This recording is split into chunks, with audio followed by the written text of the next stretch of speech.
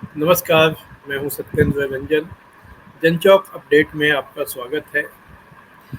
आप सबको मालूम है कि कल बांग्लादेश में कितने भयानक हालात बने। जो आधिकारिक रूप से सरकारी तौर पे जो खबर दी गई है, उसके मुताबिक 95 लोग, गैर सरकारी जो सूत्रों से खबर आई है उसके मुताबिक 100 से भी ज़्यादा लोग कल वहाँ हुई हिंसा में मारे गए।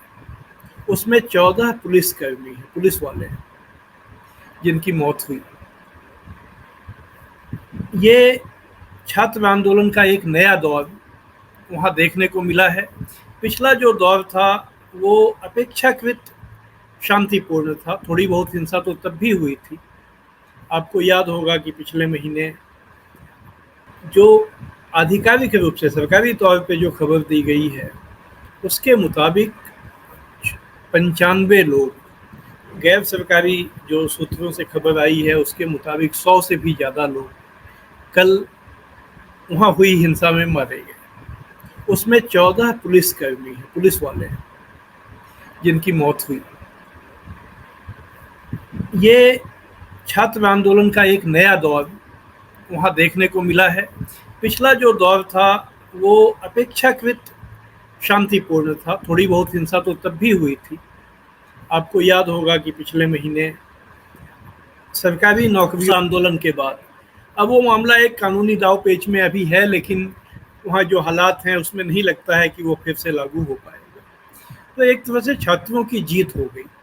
तो अब ये बात सवाल इसलिए अब बहुत ही एक गंभीर सवाल है कि अब छात्र किस लिए सड़क पर फिर से उतर गए हैं। इस आंदोलन का नया दौर 3 अगस्त यानी शनिवार को शुरू हुआ। उस दिन छात्रों ने पूरे देश भर में हड़ताल की अपील की और कहा कि अब हमारी एकमात्र मांग है कि प्रधानमंत्री शेख हसीना इस्तीफा दें। क्यों? इसलिए कि उनका कहना था कि जब पिछले महीने का जो आंदोलन हुआ उसमें पुलिस ने हमारे साथ बहुत बर्बरता की, अनेक छात्र और आम लोग मारे गए और उसकी कोई जवाबदेही तय होनी चाहिए। इसलिए प्रधानमंत्री को अब इस्तीफा देना होगा। उन्होंने कहा कि ये जो जो खून खराबों से भरी लहूलुहान जुलाई का महीना था, वो दुनिया के लिए भले ख़त्म हो गया हो, लेकिन हमारे लिए वही महीना अभी भी चल रहा है। और इसलिए 3 अगस्त के अपने प्रोटेस्ट को उन्होंने 34वीं जुलाई 34th जुलाई प्रोटेस्ट कहा था। यानी उनके हिसाब से जुलाई अभी वो चल रहा है प्रोटेस्ट के नज़रिए के लिहाज से। और जब उस दिन जो आंदोलन हुआ उसमें भी हिंसा हुई, लेकिन कम हिंसा हुई। उसी आंदोलन का अगला दौर कल जो था, छात्रों ने जगह जगह बंद की अपील की थी, आम हड़ताल की अपील की थी। और इस दरमियान हुआ ये कि उनका मुकाबला करने के लिए सत्ताधारी अवामी पार्टी, जो प्रधानमंत्री हसीना की पार्टी है, उसका छात्र संगठन और उससे जुड़े हुए लोग वो भी सड़कों पे उतर आए। और दोनों ही तरफ जो लोग इकट्ठे थे उनके पास हथियार थे और गोला बारूद थे, और उनके बीच में जगह जगह झगड़े शुरू हो गए। एक जगह है सिराजगंज, वहाँ पर 13 पुलिसकर्मी मारे गए। दोनों तरफ से जो ये गोलीबारी और ये जो बम वगैरह चलाए गए उसके भीतर, उसकी वजह से एक पुलिसकर्मी की और दूसरी जगह मौत हुई। और ये ऐसी घटनाएं देश भर में हुई जिसका नतीजा हुआ कि तकरीबन 100 लोगों की जान गई। उसके बाद आज यानी जब हम लोग बात कर रहे हैं तो छात्रों ने ढाका मार्च का आह्वान किया हुआ है। उन्होंने लोगों से कहा है कि वो जगह जगह से ढाका की तरफ, जो राजधानी है ढाका की तरफ, वो मार्च करें, जहां वो प्रधानमंत्री या सत्ता प्रतिष्ठान से जो जुड़े हुए स्थान हैं उनका वो घेराव करेंगे। मांग वही एकमात्र मांग है कि प्रधानमंत्री इस्तीफा दें। अब होता यह है कि जब मांग ऐसी हो तो इसका कोई समाधान नहीं हो सकता है। समाधान यही होगा कि या तो सरकार के हाथ से स्थितियां इतनी ज़्यादा निकल जाएंगी कि उसको इस्तीफा देना पड़ेगा, या सरकार अंतिम पल तक ये कोशिश करेगी कि ये जो आंदोलन है इसका दमन कर दिया जाए। अब देखने में ये आया है कि छात्रों के पक्ष में पूरा विपक्ष खड़ा हो गया है।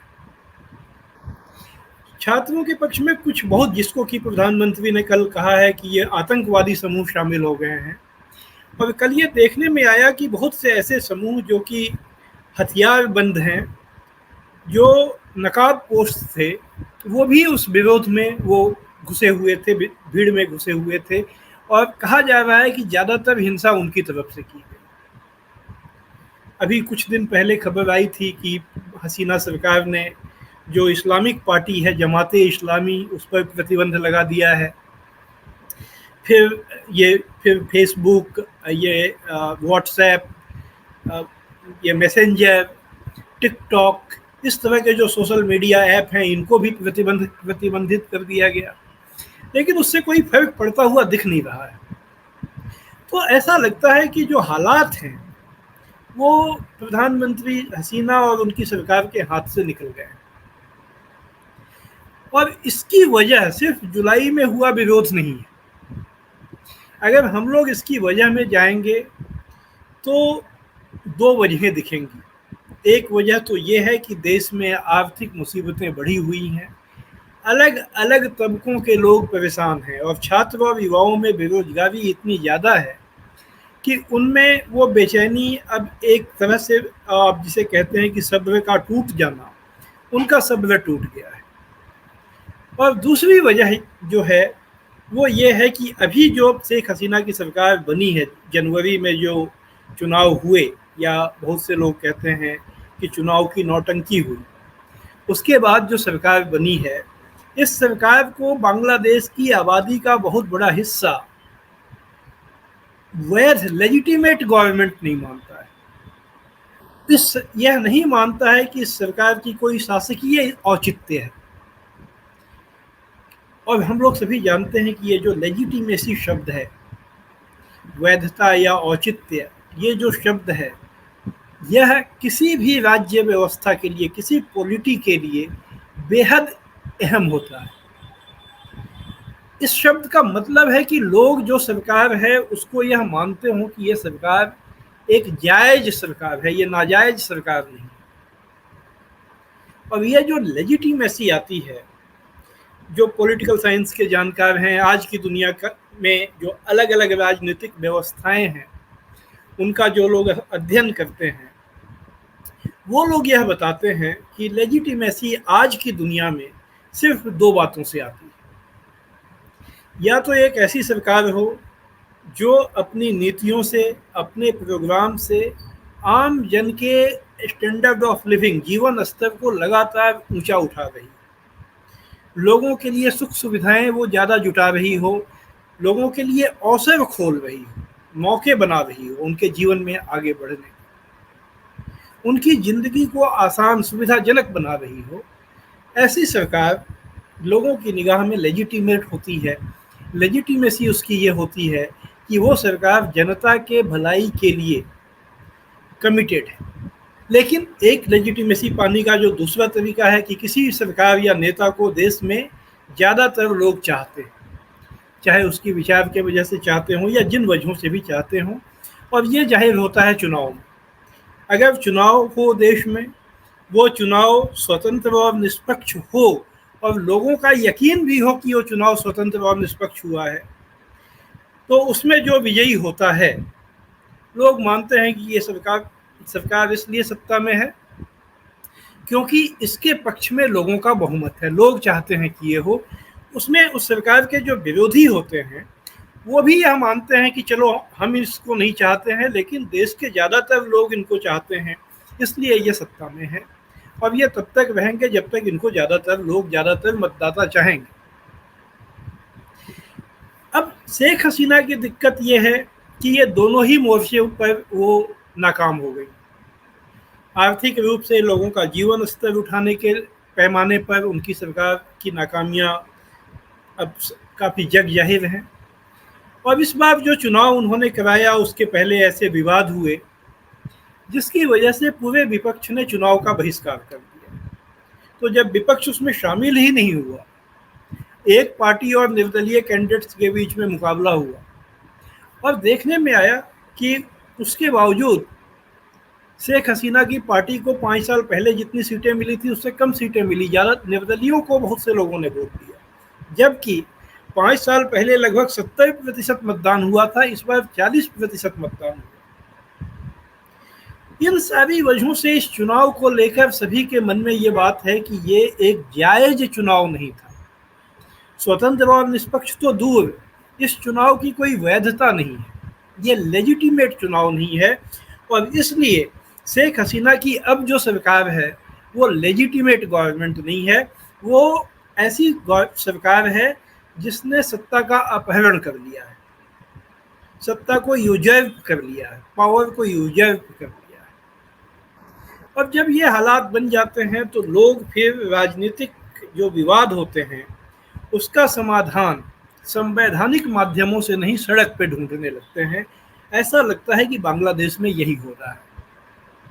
ऐसा लगता है कि लोग इसीलिए बांग्लादेश में जो छात्रों का आंदोलन था, पहले तो वो आरक्षण हटाने के लिए था, उसमें उनकी जीत हो गई, लेकिन अब वही छात्र कह रहे हैं कि नहीं वो तो ठीक है, लेकिन हमारी मांग है प्रधानमंत्री इस्तीफा दें। और इस मांग को कल इतना समर्थन मिला कि पूरा बांग्लादेश में उनके बंद की अपील पर लगभग आम हड़ताल रही। विपक्ष उनके साथ आ गया, देश के अलग अलग समूह उनके साथ आ गए। ढाका में 3 दिन का कर्फ्यू लगा दिया गया है कल शाम से। पूरे देश में 3 दिन की छुट्टी कर दी गई है, तम चाहे वो व्यापार घराने हो या सरकारी दफ्तर हो, स्कूल कॉलेज। यानी बांग्लादेश एक तरह से ठप हो चुका है। वहाँ पूरी तरह से चीज़ें जिसे कहते हैं have come to at standstill, चीज़ें ठप हो गई। इसके बावजूद हिंसा का साया दूर हो गया है, कहना मुश्किल है। और आज जबकि जगह जगह से लोगों को से आह्वान किया गया है कि वो ढाका की तरफ मार्च करें, आज क्या होगा अभी उस पर दुनिया भर की निगाहें रहेंगी। लेकिन यह बात जो बांग्लादेश में जो हो रहा है वो बहुत भयानक है। भारत का पड़ोसी देश है, भारत के लिए सीधे चिंता का विषय होगा, क्योंकि वहाँ से बांग्लादेश से हमारे सीधे हित जुड़े हुए हैं। कल भारत ने अपने वहाँ आम जाने आने वाले जो लोग हैं उनको कहा है कि आप तुरंत अपनी यात्रा कैंसिल कीजिए। बांग्लादेश से बहुत से छात्रों को पिछले 1 महीने में वापस लाया गया है, जो क्योंकि वहाँ के हालात लगातार अस्थिर होते गए। तो ये जो हालात बने हैं, इसमें बांग्लादेश में अब क्या होगा, क्या शेख हसीना की सरकार इसमें चली जाएगी या वहाँ बहुत बड़े पैमाने पर दमन होगा और उससे इस विरोध को दबा दिया जाएगा, ये अभी हम लोग नहीं जानते। इसके लिए हम लोगों को आने वाले दिनों में का इंतज़ार करना पड़ेगा।